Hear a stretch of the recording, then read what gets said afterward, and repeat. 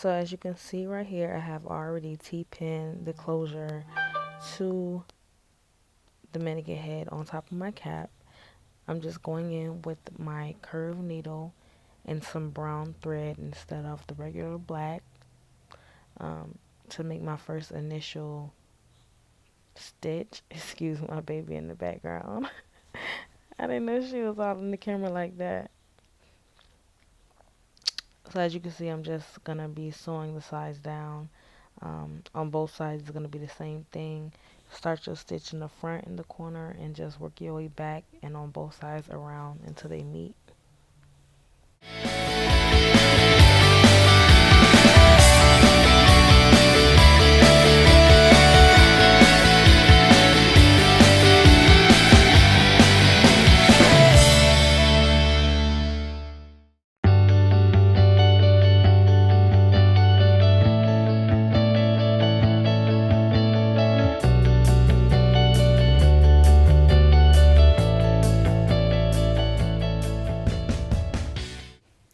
So right here, I'm just getting ready to do the same exact thing that I did on the other side. I'm going to start in my corner, and me personally, I go through the cap, just around the band, around the closure, right there. And do your first initial stitch again.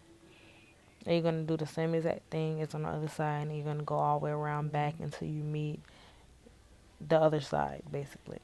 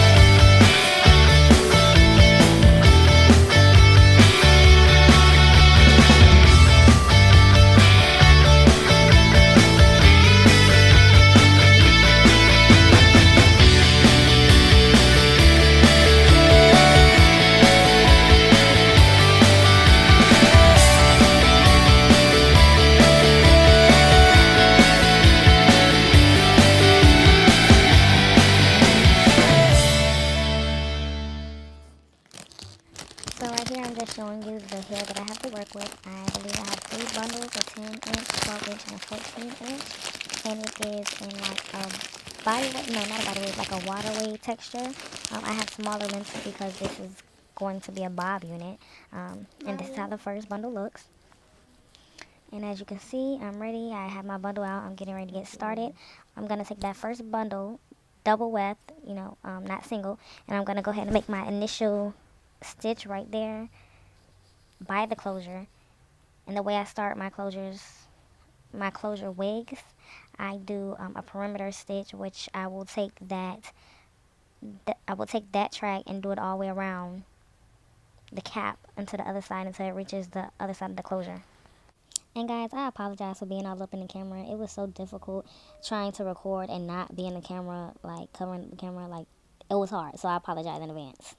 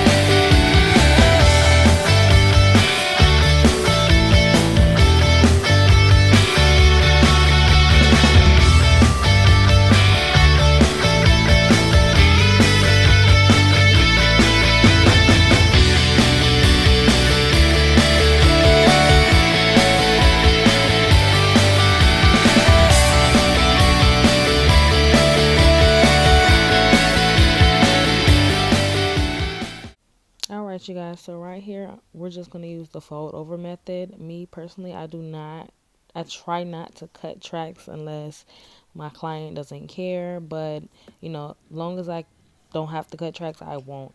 I just use the fold over method, and I'm just going to fold it back, sew it back going the other way. And I'm not going to record the whole thing because it's kind of self-explanatory. I'm just going to come in and, as you can see, show you where I'm at during the process.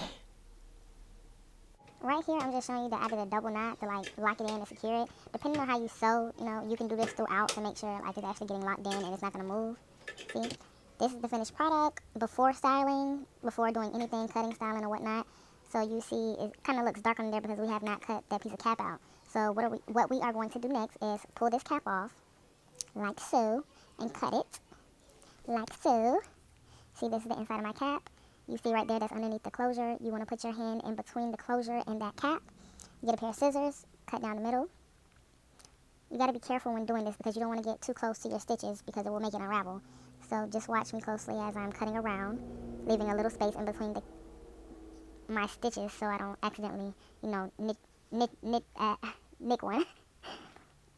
And you're going to do this on both sides. You're just going to cut around neatly and easy, gentle, so you don't cut anything that's not supposed to be cut.